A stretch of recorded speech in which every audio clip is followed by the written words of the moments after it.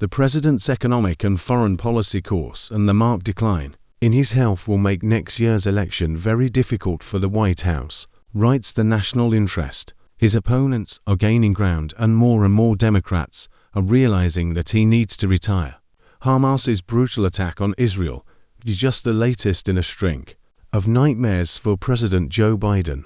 The breakout of Iran's Islamist proxies is a new low in his presidency, which increasingly resembles the unenviable fate of Jimmy Carter. Yet Democrats and the media have somehow taken a shine to recent opinion polls that show Biden trailing some of his rivals, with Florida Governor Ron DeSantis and former President Donald Trump even besting him in a head-to-head matchup. Some Democrats have yet to panic, but they are yet to do so. Biden's situation will deteriorate even more this winter. First, there's the matter of Bidenomics. In the summer and autumn, the White House, completely disconnected from the public by the flattering media, sent the president to advertise his economic achievements.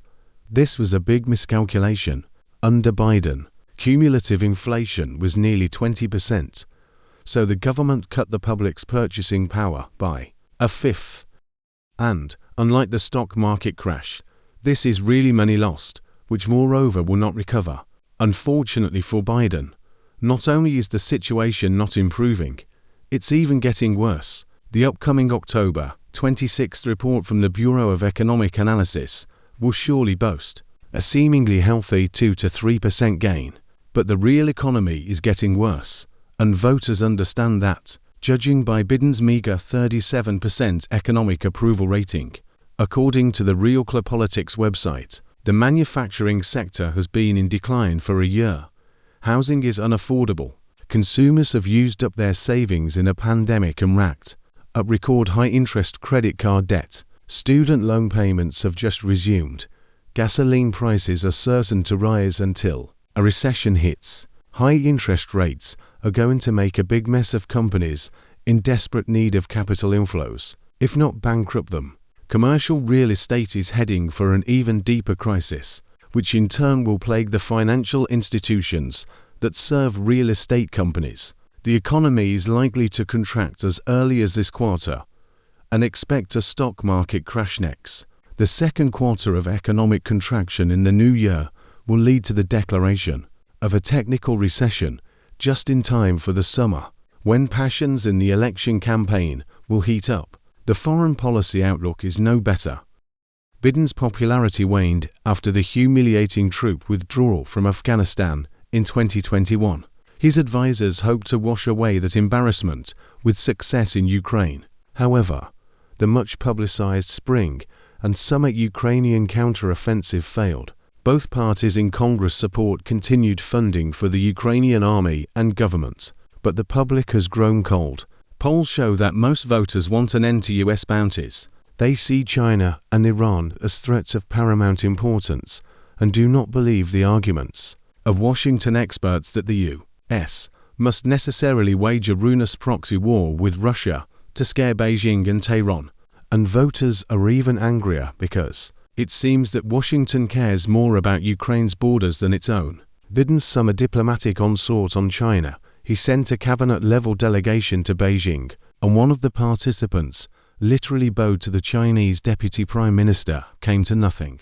Biden's Europe-led foreign policy seems to have breathed new life into terrorism, with Hamas and other minions of Iran rearing their heads. At home, Biden faces the very real prospect of third-party candidates who will steal votes from Democrats. In key states, liberal activist, philosopher and theologian Cornel West intends to run as an independent candidate. His example was recently followed by Robert Kennedy, Jr. Not surprising after the way he was treated by the Democratic establishment and progressive media, who blatantly refused to even discuss his views. Democrats console themselves with the fact that the Republicans have been in a state of disarray ever since they themselves removed a fellow party member, a rather dim figure, as Speaker of the House of Representatives.